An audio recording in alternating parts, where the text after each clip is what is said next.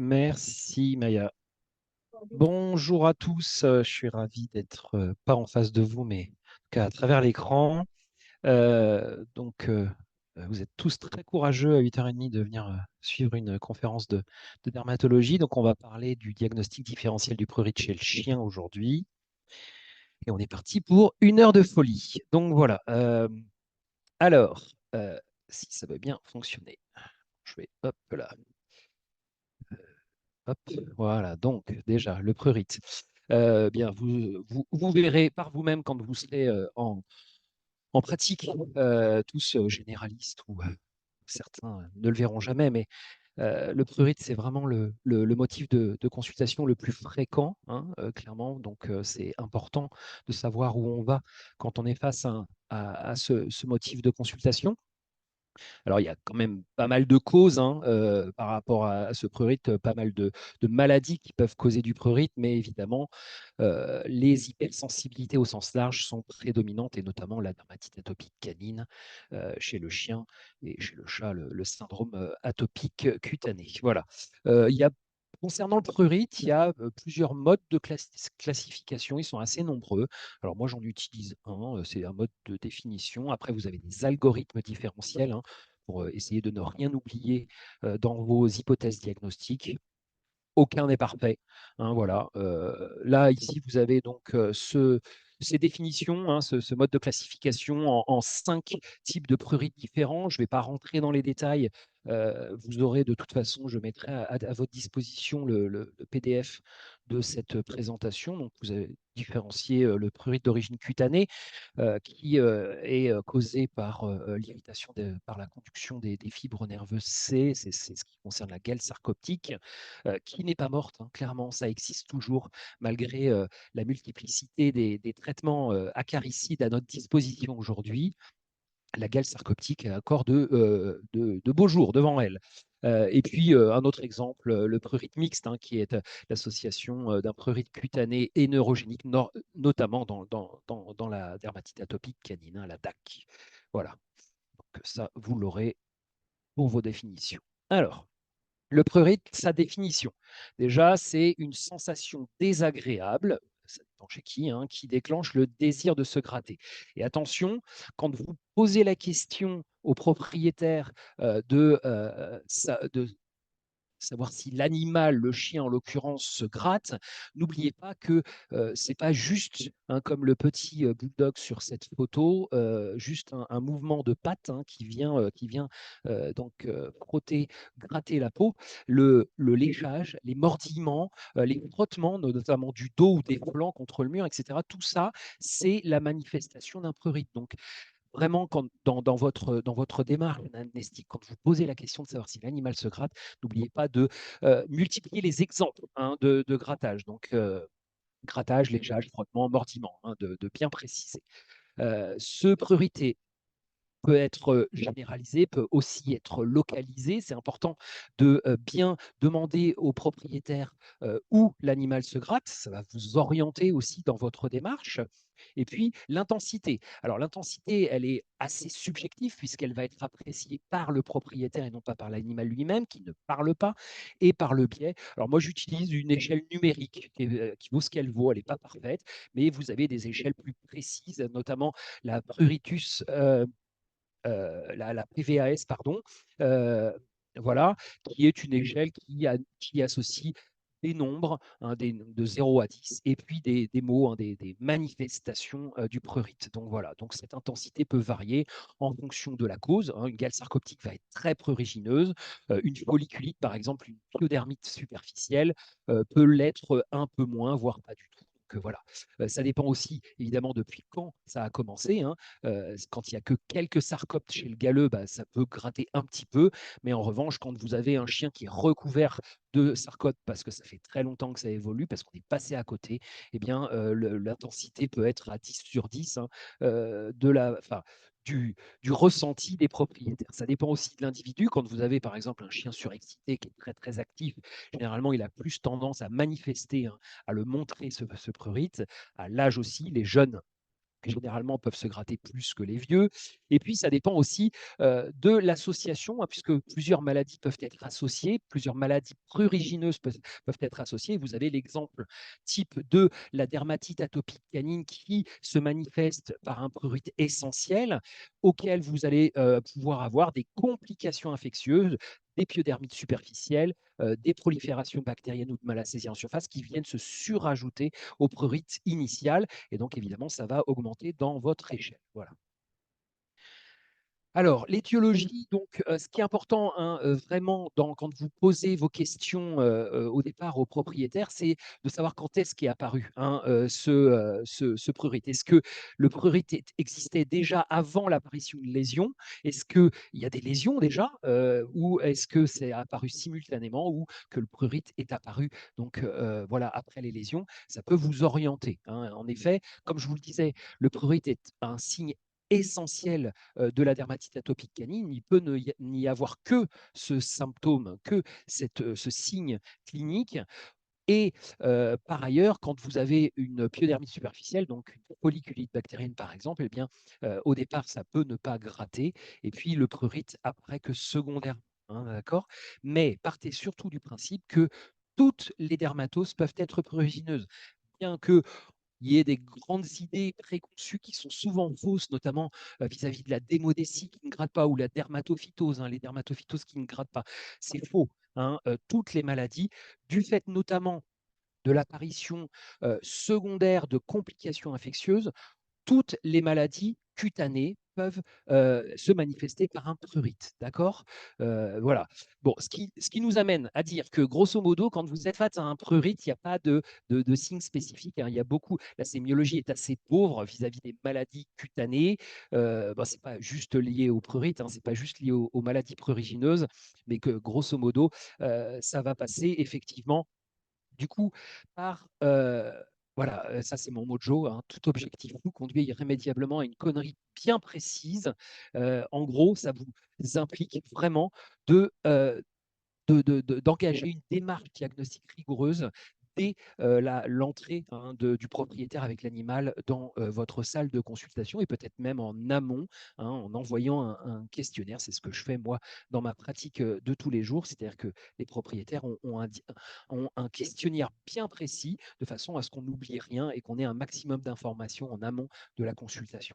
Donc vous allez suivre, bah, c'est pas que vis-à-vis du prurite, c'est pas que pour la dermatologie, mais en gros, vous allez faire une anamnèse complète, un examen clinique général, puis spécifiquement dermatologique, hein, à distance et rapproché, ce qui va vous permettre d'établir des hypothèses diagnostiques. Hein, et à partir de ces hypothèses diagnostiques, bien sûr, vous allez faire des examens complémentaires adaptés, c'est-à-dire que ne partez pas dans tous les sens. Hein. On fait des examens complémentaires en fonction des hypothèses diagnostiques qu'on aura établies. Et puis, bah, si ce n'est pas possible, vous avez la possibilité, notamment par rapport à la gale sarcoptique, hein, si vos raclages cutanés, on en rediscutera, mais sont négatifs et que vous y croyez fortement à cette gale sarcoptique, n'hésitez pas à traiter. Et si l'animal guérit au bout d'un mois, parce que c'est à peu près le temps qu'il faut avec les produits adaptés, eh bien, vous aurez eu votre diagnostic. Hein. D'accord. Alors, les causes fréquentes de prurite. Il y a quatre grandes familles. Il y a évidemment d'autres maladies plus rares, on le verra, mais vraiment 90% des maladies que vous avez qui appartiennent à ces quatre familles sont responsables de prurite. Hein. Donc, les ectoparasitoses, la gale sarcoptique en number one, évidemment, la démodécie, j'insiste, hein, la démodécie peut gratter. Les chélétioleuses qui sont beaucoup plus rares, hein, bah, parasites superficiels, et qu'on va trouver plutôt dans l'Est, comme les poux, hein, les phtérioses. Les trombiculoses, ça c'est enfin, plutôt saisonnier, même si aujourd'hui il y a beaucoup moins de saisons marquées. La pulicose, qui n'est pas l'allergie aux puces, hein, mais qui est juste l'infestation et l'irritation mécanique par les piqûres de puces. Ensuite, vous avez toute la cohorte des pyodermites ou des pseudo-pyodermites, donc dans lesquels vous allez retrouver les folliculites, la furonculose puis la cellulite, hein, donc de façon graduelle, du moins grave vers le plus grave et donc du plus superficiel vers le plus profond. Les proliférations bactériennes de surface, hein, donc là on est sur une pseudo-pyodermite, c'est une pyodermite de surface, et puis la dermatite pyodromatique qui est le hotspot au sens strict. Vous avez les dermatoses fongiques, hein, donc avec la prolifération, le miroir avoir par rapport aux bactéries des proliférations ou dermatites à Malassezia, la dermatophytose ou les dermatophytoses d'ailleurs, qui grattent, et puis la très grande famille est prépondérante des dermatoses allergiques, des hypersensibilités avec la dermatite par allergie aux piqûres de puce, la dermatite atopique canine, l'intolérance hypersensibilité alimentaire et éventuellement la dermatite de contact qui est plutôt localisée. Des causes plus rares, donc là, bon, je vous ai présenté que 2 exemples, mais qui peuvent gratter fortement. Eh bien, à gauche, vous avez un lymphome sur un vieux chien, et le lymphome, dans plus de 50% des cas, ça peut gratter. Parfois, ça ne l'est pas, mais voilà, il faut ne pas l'oublier quand vous avez un prurite qui apparaît tardivement chez l'animal. Une dermatite atopique canine apparaît rarement au-delà de 10 ans, même au-delà de 8 ans, c'est quand même de plus en plus rare. Et puis le pemphigus foliacé, qui est une dermatose auto-immune, qui peut gratter secondairement du fait des surinfections bactériennes. Voilà. Alors, donc je vous ai parlé tout à l'heure, donc l'anamnèse, etc. C'est important de se limiter, de se restreindre, d'orienter vraiment, de réfléchir un petit peu, de faire appel à son sens clinique. On évite de partir dans tous les sens. Et si vous avez plus de 5 hypothèses diagnostiques, c'est que vous n'êtes pas très très sûr de vous. Donc voilà, et ça évite de partir en cacahuète. C'est une petite blague de dermatologue. Et donc, par rapport, comme je vous le disais tout à l'heure, à ces hypothèses diagnostiques que vous aurez établies dans un sens, on va dire, logique, eh bien, vous allez établir une liste d'examens complémentaires, plus ou moins une épreuve thérapeutique, comme je vous le disais tout à l'heure. Voilà. Donc, ces examens complémentaires seront réalisés dans un ordre en fonction de la présomption diagnostique, du plus probable vers le moins probable, de leur facilité de réalisation, et puis de la rapidité d'obtention de leurs résultats, parce qu'il faut bien vous rappeler que les propriétaires sont tous très exigeants et ils voudraient que vous guérissiez leur animal très très vite avec la piqûre magique, comme d'habitude. Voilà. Et puis, évidemment, si malgré tout votre sens clinique et la perfection de la réalisation de vos examens cliniques, vous n'arriviez pas à un diagnostic définitif, eh bien, dans ce cas-là, vous ferez appel à des examens plus peut-être poussés, ou en tout cas à résultats différés, et de biopsie cutanée, de tests sérologiques, de choses comme ça. Alors, je fais vraiment j'assiste sur l'intérêt et presque l'obligation même d'avoir un microscope à sa disposition. C'est le seul investissement important en dermatologie. Il faut pas lésiner sur la qualité du microscope. Plus il est qualitatif et moins vous aurez de problèmes à regarder et à observer vos prélèvements.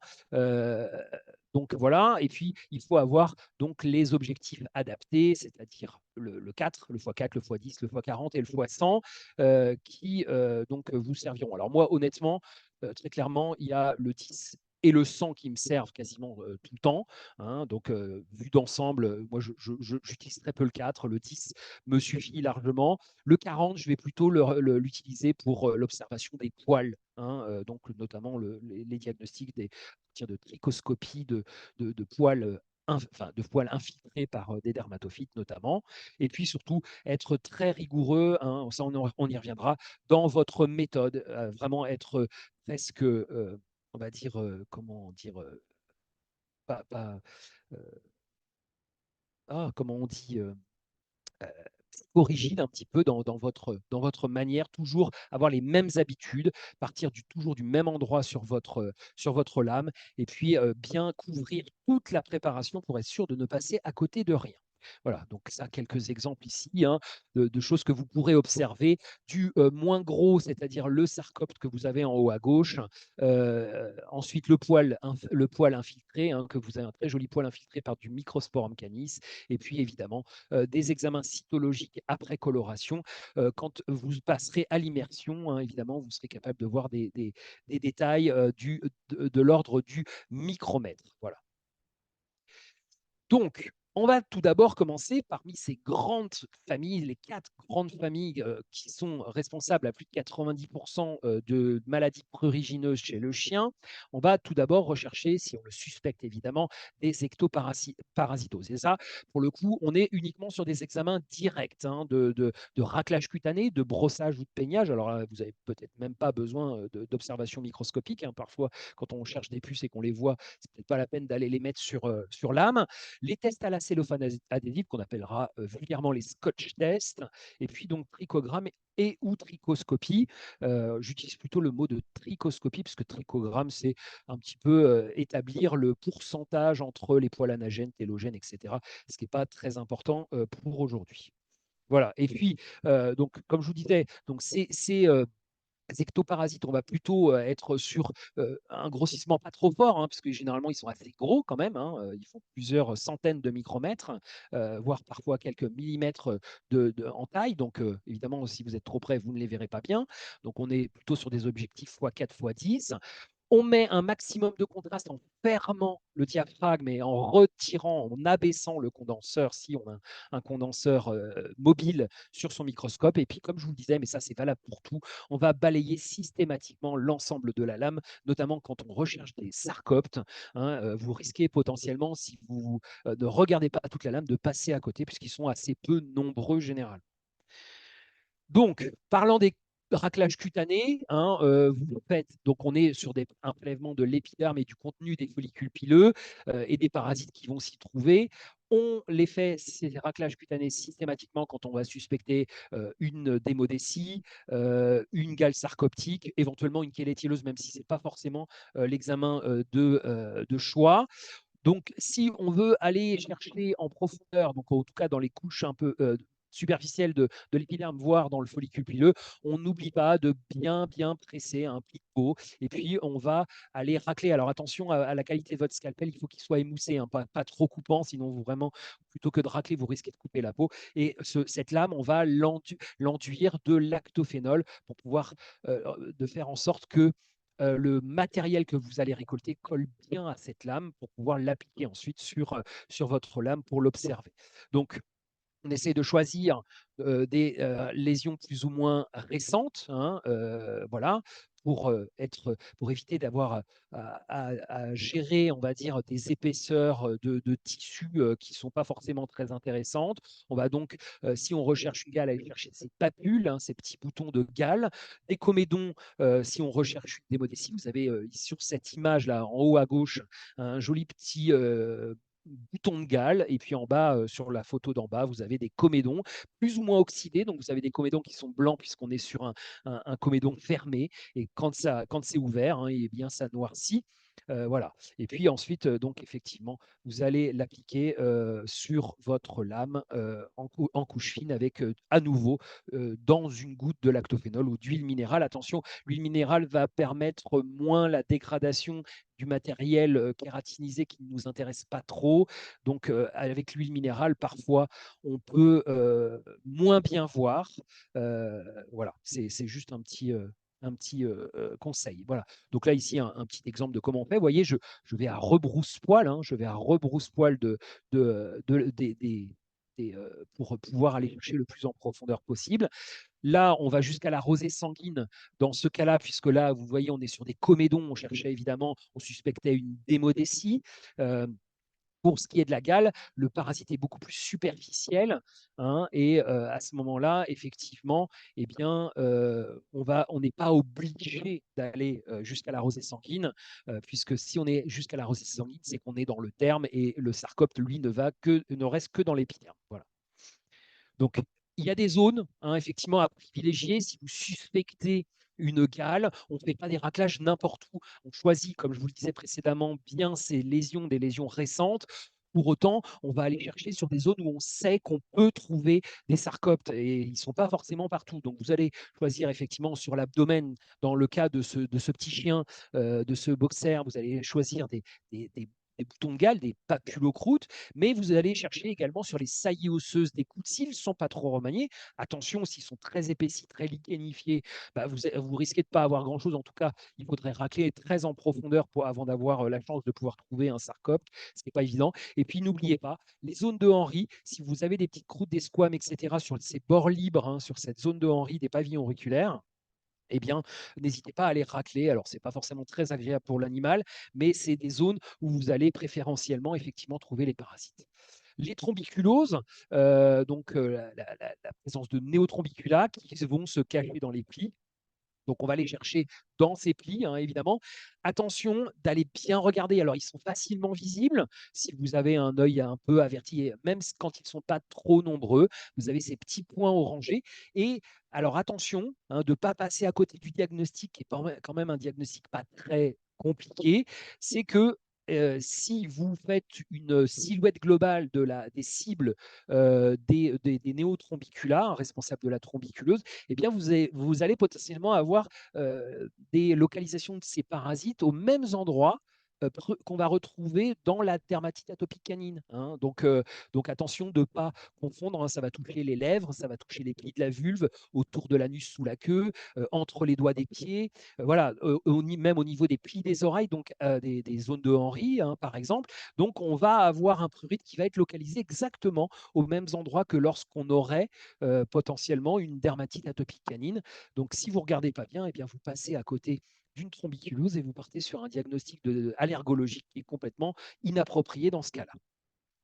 Donc, quel que soit effectivement vos hypothèses diagnostiques, le produit de ce raclage va, comme je vous le disais, être appliqué sur une lame avec quand même assez de lactophénol pour que vous ayez un prélèvement qui soit pas trop concentré, hein, que vous n'ayez pas trop de couches de matériel kératinisé qui vous empêcherait de voir correctement ces magnifiques sarcoptes. Là, ici, vous avez une famille, hein, ce chien était un HLM à sarcopte, hein. Vous avez toutes les étapes de croissance du sarcopte, mâle, femelle, les nymphes et même les œufs.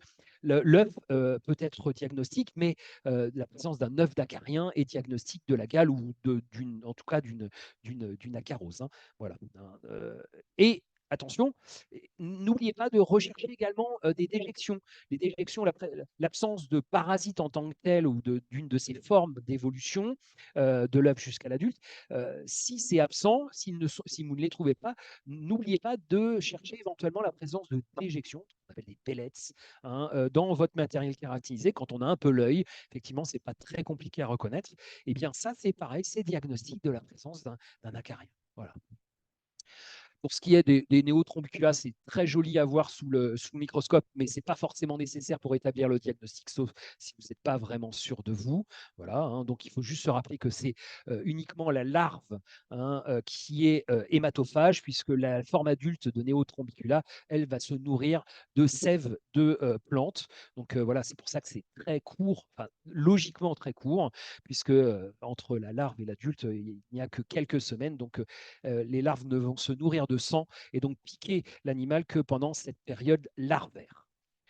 L'Escherichia, alors assez compliqué, hein, à mettre en évidence parce que ça court vite. Donc, ce que je peux vous conseiller, alors la localisation, elle est assez caractéristique. C'est le dessus de la tête, la ligne dorso-lombaire, la ligne dorsale du cou. Voilà, généralement, ça c'est très schématique. Après, ça peut évidemment s'étendre sur le reste du corps, mais au moins en début d'évolution, vous avez quand même une localisation du prurite et des lésions, notamment un squamosis, qui est assez caractéristique. Alors, si vous le suspectez, ce que je peux vous conseiller, c'est d'avoir toujours sous la main un spray par exemple, allez, pour pas faire de pub de Frontline, hein, voilà, il ne reste pas beaucoup de toute façon d'antiparasitaires, eh bien, ça va les shooter un peu, ça va les paralyser, comme ça, vous pourrez mieux les récupérer, parce qu'effectivement, ce n'est pas toujours simple de les récupérer, ça court quand même relativement vite, et ce n'est pas toujours simple à récupérer avec vos prélèvements. Les démodex, classiques, hein, généralement, il y en a quand même pas mal.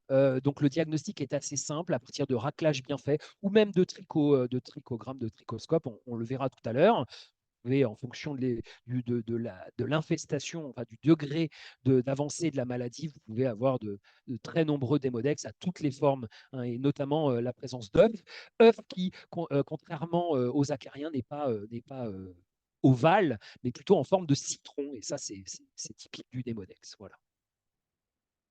Le peignage qui va vous servir effectivement essentiellement à aller chercher la présence de puces, hein. Attention, prenez votre temps, hein, peignez, on va dire, de façon soutenue. Parfois, il faut plusieurs minutes, hein, avant de pouvoir choper par le biais de votre peignage, d'un peignage rigoureux qui va essayer de peigner l'ensemble du corps et notamment la zone dorsolaire, puisque c'est là qu'elles vont venir se cacher préférentiellement le dessus de la tête et donc toute cette croupe et zone dorsolaire. Et la présence de déjection, même si vous n'arrivez pas à donc capturer des puces par votre peignage, eh bien, la présence de déjection, de leur déjection, sera diagnostique d'une pulicose à minima, voire d'une DAPP. Ici, vous voyez, hein, là c'était facile, la puce était en train de se nourrir sur une queue tondue d'un animal, la queue de l'animal qui est juste au-dessus, qui présentait non plus une pulicose, mais une réelle DAPP. N'oubliez pas que le produit de votre peignage, vous allez le récupérer. Moi, c'est ce que je fais, je mets une feuille blanche dessous, comme ça on voit bien. Et c'est ce produit que vous allez récupérer, que vous allez mettre sur l'âme dans du lactophénol toujours. Et vous aurez potentiellement la chance d'observer cette jolie image. Alors là, c'était vraiment pour la forme, hein, parce que évidemment, pas besoin de mettre sous microscope pour reconnaître une puce. Là, c'était juste pour vous montrer une belle femelle ovigère, hein, donc dont l'abdomen est rempli d'œufs. Donc, elle était sur le point de pondre. Donc voilà, hein, on peut les observer à l'œil nu. Et puis vous avez ce fameux test, hein, effectivement, hein, du papier mouillé qui vous permet de confirmer que les petits morceaux noirs, les petites salissures, les petits débris noirs sont bien du sang digéré et donc le résultat de la digestion de piqûres de puces et leur déjection qui vous voyez sous microscope ont cette forme en tortillon, hein, classique qui fait le diagnostic de la présence de puces sur l'animal. Ensuite, vous avez la possibilité de réaliser des brossages et d'un test à la cellophane adhésive. Alors, le brossage, c'est contrairement au peignage, hein, c'est plutôt fait avec la main, les doigts, hein, et on y va à rebrousse-poil et on fait ça au-dessus d'une feuille papier qu'on aura préalablement plié, comme on peut le faire d'ailleurs pour un peignage. Le pli vous permettra d'avoir une petite rigole qui va permettre, quand vous aurez tapoté, de récupérer dans cette rigole l'ensemble du matériel que vous aurez récupéré. Et puis, c'est ce matériel que vous aurez déposé entre lame et lamelle avec du lactophénol toujours. Le morceau de cellophane adhésif, c'est une alternative, si vous voulez, au brossage. On y va à rebrousse-poil, hein. On va essayer de choper, hein, de coller, d'attraper avec ce morceau de cellophane d'éventuels parasites et notamment par exemple des chélétiels, hein. Évidemment, on ira chercher essentiellement des ectoparasites superficiels, voire des déjections de puces que vous pourrez visualiser toujours. Donc, cet examen, en revanche, vous ne le colorez pas, hein, cette cellophane adhésive, c'est bien à appliquer directement, hein, sur l'âme après avoir mis de lactophénol dessous, puis on remet du lactophénol par-dessus et ensuite une lamelle, ce qui vous permet d'avoir quand même suffisamment de lactophénol pour bien inonder votre prélèvement pour voir le résultat le plus clairement possible. Et vous aurez dans ces cas-là potentiellement la chance d'observer ces parasites superficiels qui ne sont pas si fréquents, hein, le pouls du chien, Trichodectes canis, voilà, qu'on trouve essentiellement dans la région Grand Est, encore en France. Moi, à Bordeaux, je n'en vois jamais, hein. J'ai malheureusement pas cette chance. Les chélétiels, comme je vous disais, Yasguri, particulièrement chez le chien, pas simple à diagnostiquer, pas si fréquent que ça. Moi, j'en ai vu, je pense, 3 ou 4 cas dans ma vie. Donc, vous voyez, à Bordeaux, on n'est quand même pas soumis souvent à ce genre d'ectoparasitos, mais c'est pas pour autant qu'il faut l'oublier parce qu'aujourd'hui, les animaux voyagent avec leurs propriétaires et donc ça n'exclut pas une infestation hors de nos frontières, en tout cas hors d'une zone potentiellement où vous ne trouveriez pas ces parasites. Ensuite, donc dernier examen, je crois, hein, c'est pour examen direct, en tout cas, la recherche d'ectoparasitose, eh bien l'épilation et la trichoscopie, trichogramme. Donc, on utilise des pinces hémostatiques de préférence. On va favoriser l'extraction, en tout cas l'épilation de poils abîmés ou à défaut en périphérie des lésions. Surtout, comme tous les autres prélèvements préalablement cités, on ferme toujours bien le diagnostic pour avoir un maximum de contraste. Et à ce moment-là, on sera potentiellement capable de visualiser la présence de filaments, de spores infiltrant le poil. On va choisir, si on a la chance d'être face à un Microsporum canis, et bien évidemment pour regarder, on va sélectionner les poils qui seront Wood positifs pour juste la forme, parce que si c'est Wood positif, normalement c'est bien un Microsporum canis, mais des fois on a comment dire, des artefacts, donc être bien sûr que le poil soit infiltré. On peut visualiser la présence de lentes ou d'autres chélétiels qui sont accrochés au poil, la présence de démodex, hein, ne pas oublier que l'épilation est un test diagnostique, une alternative au raclage qui peut être douloureux, et notamment au niveau des pieds, notamment au niveau entre les doigts. Parfois, juste l'épilation, c'est quand même moins douloureux qu'à d'aller racler entre les doigts de pied. En tout cas, moi, j'aimerais pas trop ça. Et puis, on peut observer évidemment directement la structure du poil, des éventuels agrégats de mélanine, la présence de manques capillaires, l'aspect des bulbes, etc., ou la présence de fractures du poil, notamment au niveau de l'apex, qui sera signe d'un traumatisme au niveau de ces poils et donc potentiellement une alopécie que vous constatez macroscopiquement est en fait le résultat d'un prurite, hein, notamment chez le chat. C'est un signe, on va dire, assez évocateur d'un prurite parce que les gens ne voient pas toujours leur animal se lécher ou se gratter. Et donc, toujours pareil, hein, le résultat vos prélèvements, vous le mettrez entre l'âme et la mêle pour l'observer de façon la plus précise possible. Et vous aurez la chance potentiellement de visualiser effectivement ce très beau poil encore infiltré de microspores, hein, de microspores canis, puisqu'on a sélectionné. Alors, je vous ai mis on va dire une teigne de chat, parce que j'avais pas de belle image de Wood sur un chien. C'est souvent plus joli et plus spectaculaire chez le chat, mais le résultat est le même. En tout cas, c'est le même dermatophyte. Et puis donc, comme je vous disais, hein, l'observation lente de lampes de poux, hein, de Trichodectes canis, ou de chélétiels, avec leurs petits opercules hein, qui permettent aux larves de sortir de l'œuf. Voilà, ici, un très joli trichoscope ou trichogramme d'un chien démodécique. Et vous voyez que à la base du poil, vous aurez cet amalgame de démodex, hein, puisque, je vous le rappelle, les démodex sont dans le follicule, le sac folliculaire. Et donc, en tirant le poil, vous tirez les parasites avec. Je vous parlais tout à l'heure des fractures de poils qui font le diagnostic d'un traumatisme et potentiellement d'un prurite. Eh bien, voilà, je vous montre un poil normal, hein, un apex de poil normal, fin et allongé. Et quand vous faites votre prélèvement de poils, votre trichoscope, vous avez sélectionné, donc, comme je vous le disais, des poils qui vous paraissent abîmés macroscopiquement. Quand vous allez les regarder au microscope, eh bien, vous voyez ces fractures. L'apex n'est plus fin et régulier. Vous avez des fractures qu'on appelle en bois vert, hein, comme quand on casse une branche. En fait, on a une extrémité qui est effilochée, voilà, et qui est le signe d'un traumatisme et donc potentiellement d'un prurite. Ensuite, on va passer, donc on était sur la recherche d'ectoparasites, donc vous voyez, on est plutôt sur des examens directs, hein, clairement, ou d'une dermatophytose. Eh bien, on va passer à la deuxième grande famille qui est la recherche potentiellement, si vous suspectez, d'une cause bactérienne et ou fongique. On va dans ce cas-là, évidemment, on va passer du macroscopique, on va dire, vu la taille des potentiels des parasites, à du microscopique. Et là, on partira sur essentiellement des examens cytologiques colorés potentiellement, et voir peut-être si, quand on a un peu l'habitude de la recherche de dermatophyto, je vais vous montrer ça tout à l'heure. Donc, il y a plusieurs techniques hein, de prélèvement cytologique. Tout dépend de la nature des lésions que vous allez avoir à prélever. Vous avez le plus courant, c'est effectivement quand vous avez des lésions qui sont pustuleuses, hein, la technique de l'étalement, d'impression de la position quand c'est suintant. L'écouvillonnage quand vous avez un orifice, une fistule, évidemment pour les oreilles, hein, vous le ferez votre prélèvement à partir d'écouvillons. Des ponctions à l'aiguille fine, ça c'est quand on est face à plutôt des lésions solides, hein, comme un nodule ou une masse, hein, pour aller faire un examen cytologique. Et puis les tests à la cellophane adhésive, le scotch test, qui va aller chercher plutôt des proliférations microbiennes, que ce soit des bactéries ou des levures en surface, notamment chez l'atopique, hein, puisque c'est une des complications infectieuses principales. Et puis, on n'oublie pas, hein, que ce soit un examen scotch test ou un examen directement sur l'âme, de bien colorer. Alors, la seule différence, c'est qu'effectivement, le scotch n'a pas besoin d'être fixé puisque vous avez de la colle, hein. Donc, on évite de passer dans le premier bain qui est le fixateur et on va directement mettre ce scotch dans l'éosine, le deuxième pot, et ensuite le colorer avec le bleu de méthylène. Alors, moi, généralement, je fais 5 secondes 10 secondes, 20 secondes. Voilà, c'est la répartition du temps qu'il faut à peu près classiquement pour bien faire une jolie coloration.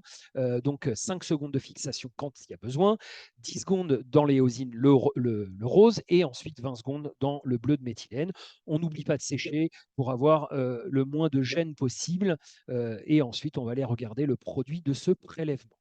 Donc là, on est plutôt effectivement sur un objectif, c'est destiné à aller à l'immersion. Alors, vous repérez vos zones intéressantes au x10, et puis ensuite, vous allez plonger, généralement directement à l'immersion, donc au x100. Là, contrairement aux examens directs, on va ouvrir le diaphragme, on va remonter le condenseur au plus près de votre prélèvement pour, là, pour le coup, avoir le moins de contraste. On cherche du 2 dimensions et non plus du 3 dimensions. On ne cherche pas du volume, on peut aller dans la précision, dans le microscopique. Hein, voilà. Et puis donc toujours, hein, ne pas oublier, on va aller balayer systématiquement tout l'ensemble de la lame, et c'est ensuite, à partir du moment où on a trouvé une zone intéressante, qu'on va plonger à l'immersion. Une fois que vous avez regardé votre zone, vous remontez, hein, au x10, et puis vous continuez votre chemin systématique sur le prélèvement sur la lame. Et cet examen microscopique va vous permettre déjà de faire la différenciation entre une lésion potentiellement néoplasique ou inflammatoire. Vous allez pouvoir visualiser les différents types cellulaires, que ce soit des cellules cutanées, des cellules inflammatoires, des cellules néoplasiques, et puis l'observation, puisque c'est ce qui nous intéresse, nous, potentiellement en dermatologie au jour le jour, hein, c'est la recherche d'éléments figurés, c'est-à-dire des éléments microbiens, des malacésias, des coccis, des bacilles ou autres, mais enfin en tout cas ce sont les plus fréquents. Et puis, donc voilà, hein, comme je vous le disais, hein, on passe du faible grossissement, puis à l'immersion, et on remonte, etc. Et on va jusqu'au bout de notre prélèvement. Cet examen cytologique a, comme pour l'examen direct, quand vous tombez sur un sarcome, vous avez votre diagnostic de cas sarcoptique, eh bien, ne pensez pas que juste l'examen cytologique va vous aider. Parfois, c'est même diagnostique, hein, et là, évidemment, c'est assez satisfaisant, hein, clairement. Vous passez pour un dieu de la dermatologie, hein, la satisfaction de son ego d'avoir fait un diagnostic. Les gens sont contents, et vous aussi, vous passerez une bonne journée.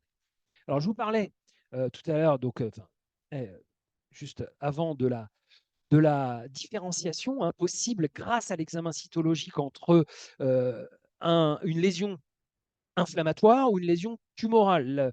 Quelques données très très rapides et très pas exhaustives, hein, mais que pour faire la différenciation entre ces deux types de lésions, qui n'auront évidemment pas le même débouché, le même pronostic non plus, eh bien, ce qui différencie une cytologie inflammatoire d'une cytologie tumorale, c'est évidemment la variabilité de la cellularité, hein. Une tumeur est caractérisée par une cellularité, on va dire, élevée, et surtout une population cellulaire homogène, alors que c'est plutôt hétérogène et variable en cytologie inflammatoire.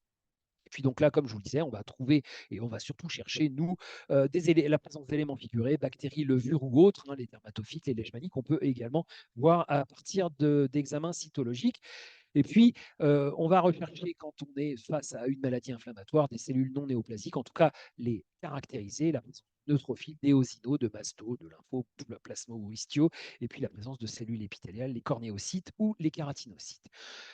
Quand on est face à une lésion pustuleuse et d'une suspicion de folliculite, qu'elle soit bactérienne ou autre, hein, mais dans le cas des complications infectieuses, puisque c'est la deuxième grande famille qu'on aborde ici, eh bien, on va aller chercher à trouver la présence de neutrophiles pour confirmer la présence de pus, puisque c'est la définition même, et surtout aller chercher la présence d'éléments bactériens, notamment de cocci, puisque ça représente plus de 95% des causes de folliculite bactérienne, c'est la présence de ces staphylocoques qui seront phagocytés, hein, ça c'est important. On va déterminer la différence entre une contamination et une infection par la présence de figures de phagocytes, hein, qui montrera que l'infection est vraiment active et que ces neutrophiles sont en train de bouffer ces coccis de façon active, et ça caractérise, hein, effectivement votre folliculite bactérienne. Dans les cas de pyodermite profonde, donc de présence de furoncles, hein, ou de fistules, eh bien, c'est parfois plus compliqué.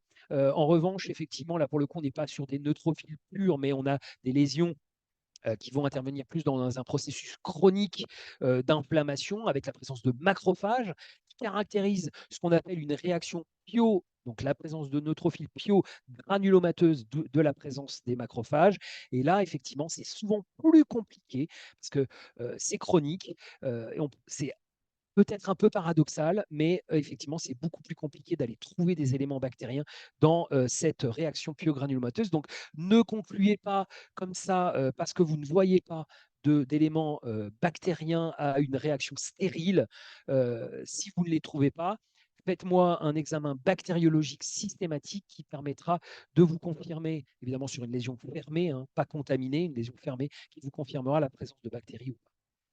Et puis donc, examen cytologique, ça c'est souvent le plus fréquent et peut-être le plus facile à réaliser, mais pas forcément le plus facile à analyser, en tout cas à observer, c'est des prélèvements superficiels qui vous permettront, donc là avec le Scotch test, qui vous permettront de caractériser la présence d'une prolifération bactérienne de surface qu'on appelle le bacterial overgrowth, hein, un BOG, voilà, ça va plus vite. Sur ce chien atopique, par exemple, hein, vous voyez sur cette image cytologique hein, la présence de très nombreuses coccis, ces petits points bleus qui sont adhérents aux cornéocytes hein, ou aux kératinocytes, ces cellules cutanées. Et ce qui va caractériser de façon, c'est pour ça que ce n'est pas une vraie pyodermite, c'est que vous n'avez pas systématiquement la présence de neutrophiles, vous en avez assez peu, vous n'avez pas de figure de phagocytose qui caractérise la prolifération bactérienne de surface. Ce qui fait sa définition, c'est la présence de très nombreuses coccis, ou de nombreuses, en tout cas plus de 5 par champ hein, à l'immersion, qui va caractériser donc cette prolifération bactérienne, évidemment associée à la présence de lésions. C'est-à-dire que si vous trouvez plus de 5 coccis par champ, alors que le chien n'a pas de lésion, on va dire concomitante, c'est que c'est un chien qui a beaucoup de bactéries sur la peau, mais que ce n'est pas forcément pathologique.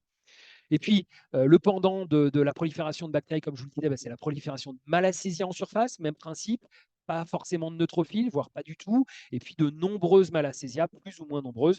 On dit qu'on est face à un phénomène pathologique à partir de 3 Malassezia, en tout cas plus de 3 Malassezia par champ en moyenne à l'immersion.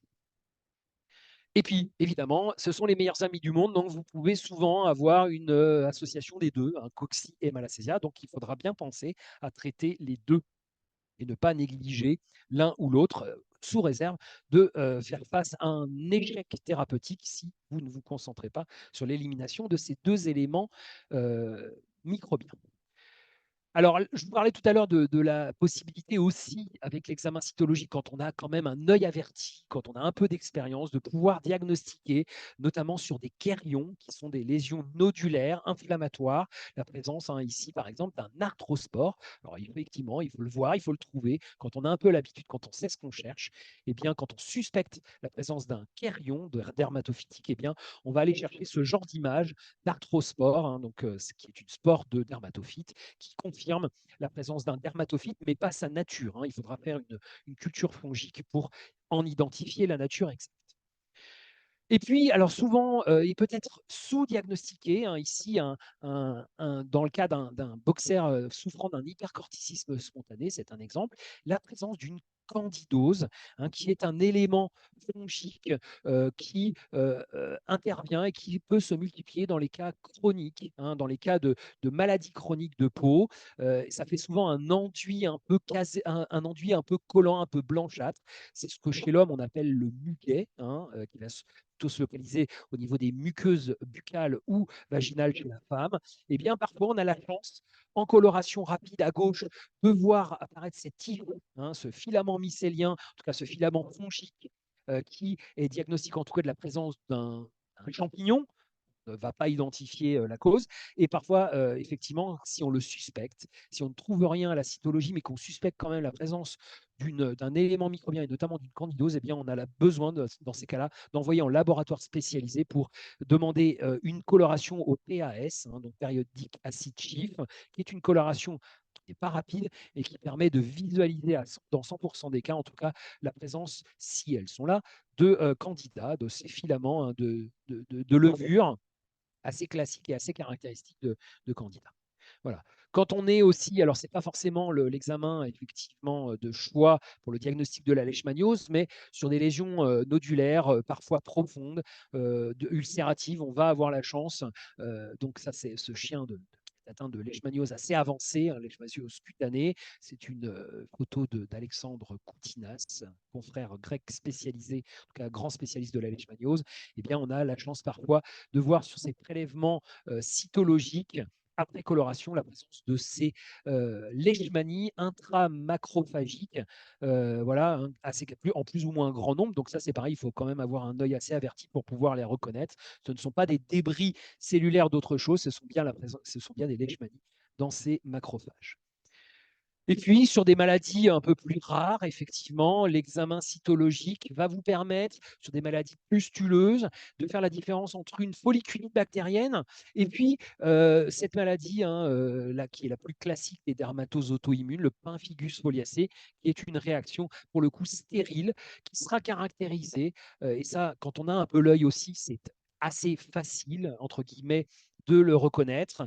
Déjà, vous ne voyez pas de cocci, vous ne voyez pas d'éléments figurés, alors que normalement, sur une lésion pustuleuse de folliculite, c'est assez courant et fréquent de voir la présence d'éléments bactériens. Là, vous allez avoir une réaction majoritairement, pas toujours parce que c'est parfois un peu compliqué, mais majoritairement d'une réaction stérile. Il n'y a pas d'éléments figurés. Les neutrophiles sont jolis, ils ne sont pas tout altérés, ils ne sont pas cytotoxiques, hein, d'accord. Ils sont bien ronds, bien jolis, bien dodus, ces neutrophiles, et surtout, ils vont se disposer autour de cellules particulières qui sont des kératinocytes qu'on dit acantholytiques, donc on appelle ça des acanthocytes, hein, qui sont des cellules des kératinocytes qui sont généralement assez ronds, autour desquels va venir s'organiser ces neutrophiles pour former des images en roue crantée, qui sont des images classiques et caractéristiques du pemphigus foliacé. Voilà, donc là, on a fait les ectoparasitoses, les maladies bactériennes et fongiques. Eh bien, on va en arriver donc à la grande famille, hein, des hypersensibilités, et toujours dans cette optique d'une démarche rigoureuse. Donc, si vous suspectez une cause infectieuse, eh bien, vous allez effectivement l'avérer, la traiter, et si effectivement il persiste malgré un bon traitement et la disparition des lésions initialement infectieuses, persiste un prurite, eh bien, vous allez à ce moment-là, et seulement à ce moment-là, engager une démarche allergologique différentielle. Mais il faut être évidemment sûr d'avoir écarté les causes parasitaires et ou les causes infectieuses préalablement, sous réserve d'engager le propriétaire dans une démarche qui est lourde et coûteuse, et sera vouée à l'échec si vous n'avez pas traité effectivement une gale sarcoptique, par exemple, qui peut prendre exactement la même forme clinique qu'une dermatite atopique canine. Et donc, dans votre démarche allergologique différentielle, et parmi les grandes hypersensibilités qu'on va trouver chez le chien, évidemment, il y a la dermatite par allergie aux piqûres de puce, qui n'est pas morte, hein, clairement, ça existe toujours, malgré la multiplicité des traitements aujourd'hui et la puissance des traitements antiparasitaires. Eh bien, cette DAPP survit, elle existe toujours. Les puces existaient déjà du temps des dinosaures, elles nous survivront probablement. Ce sont vraiment des machines de guerre. Donc voilà, ne jamais oublier la présence de puces et potentiellement d'une DAPP concomitante, et oublier un petit peu cette image oui, la DAPP, c'est uniquement sur la croupe, sur ce triangle dorso-lombaire. Non, une DAPP peut aussi être responsable d'une pododermatite, d'une otite, d'une folliculite abdominale. Donc voilà, hein, tout ça peut rentrer. Et surtout, la DAPP peut être associée à un autre type d'hypersensibilité, notamment à une dermatite atopique canine. Donc, il est important d'être sûr de bien la traiter, et dans le doute, voilà, hein, dans le doute surtout, on traite. De toute façon, un chien atopique, un chien allergique a de plus grandes chances qu'un chien sain de devenir allergique aux piqûres de puce s'il y est régulièrement exposé. Donc, on fait de la prévention dans ces cas-là. D'accord?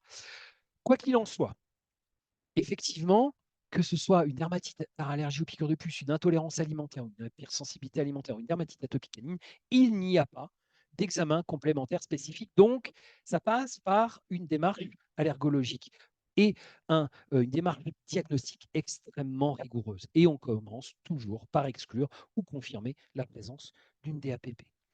Alors, c'est toujours fréquent, hein, comme je vous le disais. C'est un facteur aggravant d'une DAC, d'accord. N'oubliez pas la présence de déjection qui est diagnostique de cette dermatite atopique canine. Aujourd'hui, et au grand désarroi de nos confrères nordiques, scandinaves, qui ne voient jamais de puce parce qu'il fait trop froid, nous en France, aujourd'hui, même dans le nord, même là où il fait trop frais, je ne vais pas dire froid, mais même dans le nord, effectivement, il y a des puces toute l'année. On vit dans des milieux tempérés et les puces survivent l'hiver, puisqu'il faut des températures négatives pendant très longtemps pour que, enfin pendant plusieurs jours au moins, pour que les œufs et les larves de puces disparaissent complètement et donc la puce se mette en hibernation, entre guillemets, pendant toute la saison hivernale, ce qui n'est absolument pas le cas normalement, et, enfin, notamment à Bordeaux, hein, clairement, les puces sont bien présentes toute l'année. Alors, évidemment plus au printemps et en été, mais elles sont quand même là en hiver et en automne. Donc, on insiste bien sur la régularité des traitements APE, hein, des antiparasitaires externes, que ce soit des topiques ou des systémiques, ou les deux, hein, voilà, pour être sûr. Mais c'est très très important d'ouvrir le parapluie, hein, de mettre un parachute vis-à-vis de cette possibilité. Donc ça, c'est effectivement le cas classique, hein, mais voilà, vous voyez sur cette silhouette à droite, hein, pas celle de à gauche, mais c'est aussi silhouette à droite, hein, la DAPP, donc la Flip Bite Hypersensitivity, clairement a été établie comme pouvant être responsable évidemment de lésions dorso-lombaires en rouge, mais toutes les autres zones du corps, et notamment la présence d'otite, les pavillons auriculaires, la tête, hein, la face et les pieds, peuvent être concernés et donc mimer parfaitement une dermatite atopique, en tout cas se surajouter aux symptômes classiques de dermatite atopique.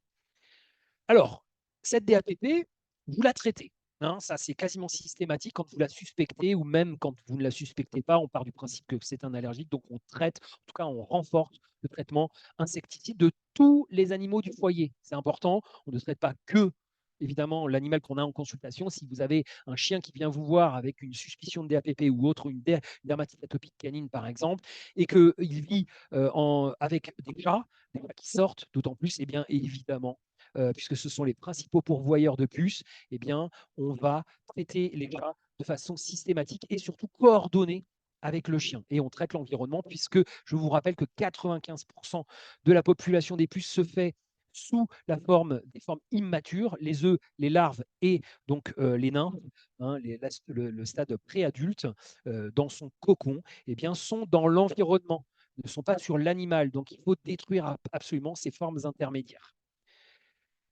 Donc, si malgré un bon traitement, bien coordonné, et bien systématique de vos puces, hein, suspectées, vous avez une persistance du prurite, dans ces cas-là, vous allez chercher une origine éventuellement alimentaire. Alors, je y mets des pincettes, c'est pas forcément ma façon de faire, mais vous qui commencez potentiellement la dermatologie, c'est important d'être sûr que vous n'ayez pas une hypersensibilisation alimentaire. Et donc, parce que clairement, vous le voyez, hein, ça se manifeste. Il n'y a pas de moyen autre que, vous le verrez, d'aller réaliser un régime d'éviction, de différencier potentiellement une dermatite atopique canine sensu stricto, c'est-à-dire avec une sensibilisation, en tout cas l'intervention d'aéroallergènes, d'allergènes environnementaux, il n'est pas possible potentiellement de la différencier d'une dermatite atopique canine dont l'origine sont des trophallерgènes, donc des allergènes alimentaires. Voyez là, ici, on a un Golden Retriever qui présente des signes classiques de dermatite atopique canine, et pour autant, je ne sais plus si je l'ai mis, mais je crois que je l'ai mis juste après. Vous verrez qu'après 2 mois d'un régime strict hypoallergénique, eh bien, ce chien est redevenu complètement normal. Voilà. Alors, moi, clairement, je ne suspecte que très rarement une allergie alimentaire s'il n'y a pas de signes digestifs. Pour autant, ça n'est pas prouvé, hein, clairement, que c'est systématique, mais disons que chez l'humain, il est assez inconcevable de considérer une intolérance ou une hypersensibilité alimentaire sans la présence, quelle qu'elle soit, de signes digestifs. Alors, ces signes digestifs peuvent être variés, hein, ça peut être de la diarrhée, pardon, assez classique, évidentes pour le propriétaire, mais ça peut aussi être des selles inconstantes, des selles molles, un ténesme, des flatulences, des borborygmes. Donc, c'est important dans votre anamnèse, lorsque vous questionnez les propriétaires, eh bien, de leur demander ce qu'ils pensent, hein, voire de leur montrer il y a des échelles de qualité de sel, hein, de qualité voilà, qui va du normal au pas du tout normal. Et parfois, on est surpris de la considération de sel normal chez le propriétaire, hein, qui pour vous ne sont pas du tout des sels normales et qui pour autant, pour le propriétaire, le sont. Voilà, donc on fait un régime d'éviction. Ça, c'est important. C'est important d'être sûr qu'on n'est pas face à une allergie alimentaire. D'accord? Alors, le diagnostic, comme je vous le disais, c'est la réponse, hein, à ce régime, suivi de façon rigoureuse pendant au moins, allez, on va dire 8 à 10 semaines chez le chien. Et ce qui est important, c'est que le diagnostic ne sera fait que si vous provoquez à nouveau les symptômes en réintroduisant l'alimentation classique habituelle de l'animal. Hein, c'est parce que on peut tomber sur en fait un, un creux, hein, on va dire un apaisement d'une dermatite atopique euh, euh, canine classique, notamment saisonnière. Si vous faites votre régime au moment d'un apaisement, si vous avez un chien qui est allergique à des pollens notamment, et que vous faites votre régime en hiver, évidemment, les signes peuvent être, on va dire, presque anodins, presque inexistants, et pour autant, ce n'est pas une allergie alimentaire, c'est juste que c'est une allergie saisonnière et donc forcément beaucoup moins marquée lorsqu'il n'y a pas ou peu d'allergènes, notamment des pollens. Il n'y a pas de test qui va permettre de déterminer l'existence et même la nature d'une allergie alimentaire. Tous les tests sérologiques aujourd'hui disponibles, notamment des dosages d'IgE, ne sont pas valables, ni validés, ni valables. Et l'existence de Western blot, pour ne pas le citer, c'est le synodial, va juste n'est pas un test sérologique IgE, mais en revanche, il va peut-être vous permettre d'orienter, hein, votre régime, de choisir le bon régime, mais ce n'est pas du tout exhaustif. C'est-à-dire que ça va juste rechercher un type d'IG, hein, un type de mécanisme d'allergie alimentaire. Or, l'allergie alimentaire n'est pas comme la dermatite atopique canine uniquement IgE dépendante, mais elle est multifactorielle. Il y a des hypersensibilités de type 1, 2, 3 et 4 même dans l'allergie alimentaire. Donc, vous ne serez absolument pas exhaustif avec ce test Western blot. Donc, la nécessité de réaliser un régime, hein. Après, le choix du régime, ça vous regarde. Ménager, industriel, ça dépend aussi du propriétaire. Moi, je vais avoir tendance plutôt à privilégier l'industriel et l'utilisation d'ultra hydrolysa, hein, mais ça, c'est mon choix et c'est mon problème. Voilà. Et puis enfin, si votre chien ne répond hein, à ce régime bien mené, strict, que vous aurez insisté, eh bien, on va se diriger vers un diagnostic de dermatite atopique canine au sens strict. Et il y a une nouvelle définition hein, de cette dermatite atopique canine qui date de décembre 2023, hein, qui fait maintenant beaucoup plus appel en fait à la physiopathologie, parce que la dernière définition de la dermatite atopique canine datait du début des années 2000, et entre-temps, depuis 25 ans qu'on travaille énormément sur cette dermatite atopique canine, eh bien, on en sait beaucoup plus, pas encore assez, mais beaucoup plus sur les mécanismes d'apparition, en tout cas d'existence même de cette dermatite atopique canine. Et aujourd'hui, la définition tient bien plus compte des différents types d'anomalies qu'on va trouver et non plus dans cette dermatite atopique canine. Donc, l'importance des lymphocytes T, l'importance de la barrière cutanée hein, qui est défectueuse et non plus uniquement se focaliser sur l'existence d'allergènes environnementaux, hein, d'une sensibilisation et la présence d'IgE. Hein, voilà. Et puis cette dysbiose aussi, hein, la dysbiose, qui est un mot très à la mode, la dysbiose microbienne qui va de pair systématiquement avec cette dermatite atopique. Donc c'est en fait l'imbrication, c'est l'entrecroisement de tous ces facteurs qui fait la dermatite atopique canine et non plus seulement cette sensibilisation environnementale. D'accord? Donc, malheureusement, c'est un diagnostic d'exclusion, hein, d'accord. Il faut d'abord avoir écarté toutes les autres causes de prurite et il faut une anamnèse, en tout cas, et des signes cliniques compatibles, des signes cliniques qui sont caractéristiques, même s'il n'y a pas de signes pathognomoniques. Attention à ne pas confondre une gale sarcoptique et une dermatite atopique canine.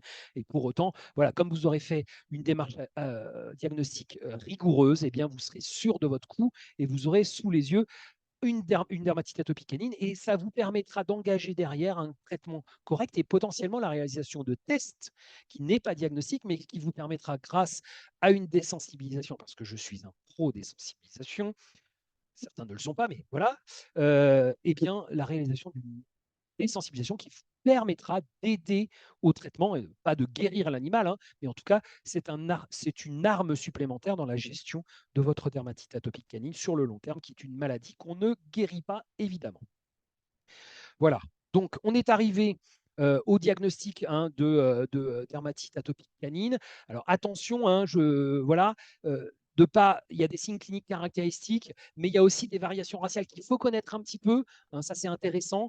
Le berger allemand, enfin, le dalmatien, le charpais le bulldog français vont avoir des patrons lésionnels qui sont assez caractéristiques et parfois, et notamment chez le charpais, que vous voyez dans ce diagramme, eh bien, vous allez voir que effectivement, les lésions ne sont pas forcément classiquement aux mêmes endroits que la dermatite atopique canine qu'on va retrouver chez le boxer, par exemple, hein, qui a une silhouette assez caractéristique, atteinte de la face, des pieds, des oreilles. Et bien, le charpais, ça va plutôt être sur l'arrière-main, hein, les membres postérieurs, l'ensemble du corps, la ligne du dos même va être touchée. Donc voilà, donc c'est vraiment important de connaître ces variations raciales pour ne pas passer à côté d'une suspicion de dermatite atopique canine et puis de l'exclure et de penser tout de suite à autre chose, hein.